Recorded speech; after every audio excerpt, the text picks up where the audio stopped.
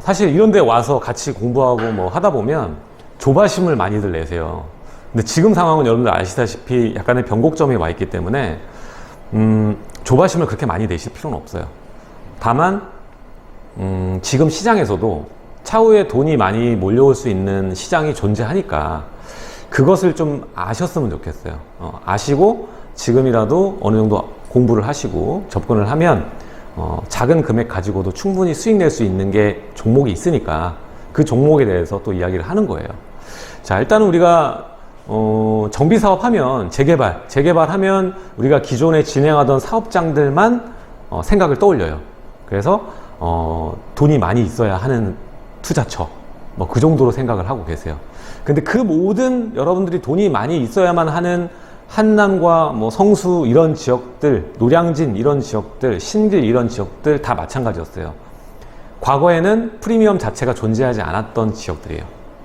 근데 동의율이 거치고 투자자가 모이고 으쌰으쌰 하면서 조합 설립 나고 사업 시행 인가 나고 관처 떨어지고 이런 상황이 이어지면서 거대하게 처음에 얼마 들어가지 않았던 자본이 수요자들의 돈이 모이면서 눈덩이처럼 불어나게 되는 거예요. 자, 이 구조를 봤을 때 여러분들은 어디에 속해 있어야 될까요? 처음에 이 주먹만한 눈을 발견하는 눈이 중요할까요? 아니면 다 이미 눈덩이처럼 굴러온 거를 받아와야 될까요? 둘 다 괜찮아요. 둘 다 돼. 돈이 많으면 돼요. 돈이 많으면 뭐하러 그거를 고생을 해요. 투자는 딱 두 가지예요. 첫 번째, 시간을 투자하던가, 두 번째, 돈을 투자하던가. 둘 중에 하나예요. 돈을 많이 투자할 거면 이미 진행되는 정비사업지 가서 투자하시면 돼요. 뭐 한남의 뭐 5구역이나 뭐 4구역 이런 데다가 접근하시면 되고, 또 다른 지역들 같은 경우에도 뭐 성수 전략정비구역 살 수 있으니까 뭐 사시던가, 뭐 이런 자본을 통해 가지고 시간을 아끼는 거죠. 예. 그리고 신축 아파트에 입주해서 사는 거지. 근데 투자라고 봤을 때는 저는 항상 투자와 그 거주를 분리하라고 말씀을 드려요. 왜냐하면 거주와 투자를 혼합하는 순간 내 자본을 쉽게 이동시키기가 어려워요. 자, 쉽게 말씀드리면 여러분들 지금 살고 있는 집이 있잖아요. 내가 내 집 마련이야. 샀어요. 근데 이게 투자처가 마음에 드는 게 있어. 그럼 쉽게 빨리 투자할 수 있어요, 여러분들? 내가 거주하고 있잖아요. 처리해야 될 게 내 거주지를 옮겨야 돼. 얘를 팔아야 돼. 팔고 투자해야 돼. 3단계를 거치게 돼요. 그것도 어디 쉽나요? 여러분들 팔 때 1억 꺾어서 팔 수 있어요, 여러분 집? 다 막 이 집분 이러시는데. 예. 쉽지 않아요. 그리고 지금 1억 꺾는다고 팔릴 것 같아요, 지금? 쉽지 않아요. 지금은 관망장이잖아요. 관망세고, 그 강남의 한 달의 거래량이 100건이 안 돼. 말이 안 되는 상황이에요, 지금. 보통 평균적으로 서울이 2만 건 이상은 잡혀야 돼요. 근데 뭐 2,000건, 3,000건 말이 안 되는 겁니다. 예. 그런 상황이니까 앞으로 거래하기 힘들고, 지금 서울에서도 그나마 좀 신축이 입주되어 있는 구들이 있어요. 그런 데를 가보면 신축은 괜찮아. 근데 구축은 2020년 가격으로 돌아가는 데들도 꽤 있어요. 서울도 그런데 수도권은 어떨까요? 수원, 검단 이런 데 가면은 무지막지해요. 지금 벌써 기류가 달라요. 불과 1년 전과의 냄새가 달라. 자리에 가보면 그런 상황이고, 투자 시장이 그렇게 냉정하고 냉혹하고 내 생각과 다르게 돌아갈 수 있어요. 이거는 경험에서 방법을 찾을 수가 있어요. 근데 여러분들은 대다수가, 여기 연령이 있으신 분도 계시지만 아니신 분들은 그럴 거예요. 처음 겪어보는 상황일 거예요. 처음 겪어보는 상황. 그리고 이번 그 문재인 정권에서 돈 많이 버신 분들은 어떤 분들인지 아세요? 여러분들이 아까워하면 안 돼. 노무현 정권 때 배 아팠던 분들이에요. 그분들이 그때 다 보고 지금 돈 번 거예요. 그리고 참가하기 위해서는 몸뚱아리만 있으면 되는 게 아니라 돈이 있어야 되잖아요. 돈이 여러분들 가지고 있는 게 적으면 적을수록 조금 더 난이도는 올라갑니다.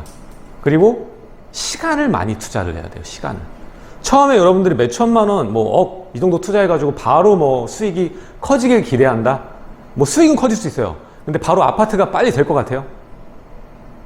그러기는 어려워요. 그냥 눈을 좀 낮춰야 돼. 윤석열 정부 들어서 우리가 주목해야 될 게 두 가지 정도가 있어요. 첫 번째는 그 중과가 없어져요. 중과가. 어제도 제가 영상 올렸죠. 중과가 없어지고 있어요. 다주택자 양도세 중과 완화, 두 번째로 보유세 중 종부세, 종부세도 중과 세율 폐지. 물론 이게 다 넘어가서 통과돼야겠지만 지금 이렇게 가닥이 잡혔잖아요. 예. 자, 그리고 두 번째를 보는 게 뭐냐면, 두 번째가 민주당에서 거의 정권 마지막 2년 차부터 서울의 그러니까 수도권에 공급이 부족하다고 인정을 해요. 시인을 합니다. 공급 부족하니까 그때부터 마구잡이로 발표했어요. 막 3기 신도시며 뭐 서울의 뭐 유휴부지를 활용하겠다. 유휴부지 활용은 옛날 한 20년부터 계속 얘기했던 거예요. 예, 계속 정치인들이 단골로 쓰는 멘트. 공급 부족하다고 해서 여러 공급 발표가 됐지만 중요한 건 서울은 그닥 발표된 데가 없어요. 물론 이제 이사대책 나오고 공공재개발, 정부에서 이 두 가지 형태의 정비사업을 내놓았지만 이게 지금 활발하게 움직이고 있지는 않아요. 이 중간에 누가 들어오느냐? 오세훈 시장이 들어오죠. 오세훈 시장이 들어와서 또 가장 문제가 됐던 정비지수제를 폐지를 하고, 그 다음에 여러 가지 완화책과 새로운 개발 방식, 그리고 이름까지 예쁘게 지어가지고 지금 진행 중이에요. 그래서 많은 분들의 동의가 필요한 거고, 투자자들이 같이 움직일 수 있는 장을 만들어야만 이것들이 가능해요. 그걸 누구보다도 오세훈 시장은 잘 알고 있어요. 그래서 이사대책 보면은 딱 권리산정일이 소유권 이전을 기준으로 하잖아요. 그럼 그 이후에 투자 수요가 들어올 수 있나요? 못 들어와요. 그럼 동의율이 쉽게 거칠 것 같아요, 그게? 안 돼요. 오늘 얘기할 역세권 도시정비용 재개발이라는 게 있는데, 요거 같은 경우에는 구역 지정 전까지, 구역 지정 전까지만 지어지면 돼요.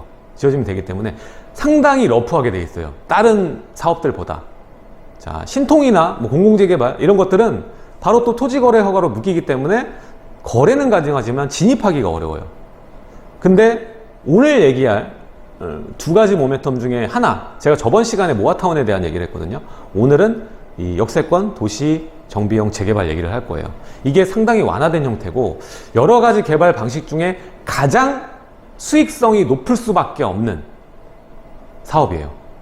속도도 빠를 수 있는 형태고요. 그래서 우리는 앞으로 찾을 때 요건을 갖춘 지역을 찾아야 되는데, 하나의 사업뿐만 아니라 여러 개의 사업이 가능한 교집합 지역을 찾아야 돼요. 신속통합도 가능해. 그리고 모아타운도 가능하네. 그리고 이 역세권 도시 정비용 재개발도 가능하네. 이 세 개가 가능할 수 있는 자리를 찾으면 확률이 어떻겠어요? 높아지겠죠. 네. 그래서 지금 공부를 하는 거예요. 요건이 어떻게 되는지. 그리고 그걸 대입했을 때 제가 지역 분석을 해드릴 거고. 이런 것들을 보시면서 정책 지원 사업을 우리가 집중해야 되겠구나라는 생각을 할 거예요. 이렇게 가치가 증진될 수 있는 지원 사업들을 빨리 캐치해야 돼요. 그러니까 이미 한번 물살을 타가지고 가격이 오르면 여러분들이 진입하기가 어려워져요. 그래서 제가 말씀드리지만 앞으로 지금도 투자할 때 둘 중에 하나 택해야 돼요. 아까 처음 했던 소리 똑같이 시간을 고를 건지 돈을 고를 건지. 근데 여기에 오셨다는 건 저는 시간을 골랐다고 생각을 할게요. 네. 돈 많은 돈 해서 살 거면 귀찮게 여기 왜 와요? 그렇죠? 작은 돈으로 수익률 높이기 위해서 온 거 아닙니까? 자, 이번 문재인 5년 동안 가장 많이 오른 지역구 어딘지 아세요? 아시는 분? 제가 영상에서 말했는데 노원이 제일 많이 올랐어요. 노원이 1위야. 근데 금액으로 보면 어디가 많이 올랐을까요? 강남이지. 네.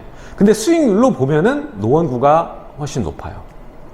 여기서 얘기가 또 달라져요. 자, 수익률로 보면은 총 매매가로 따질게요. 총 매매가로 따졌을 때는 노원이 많이 올랐죠.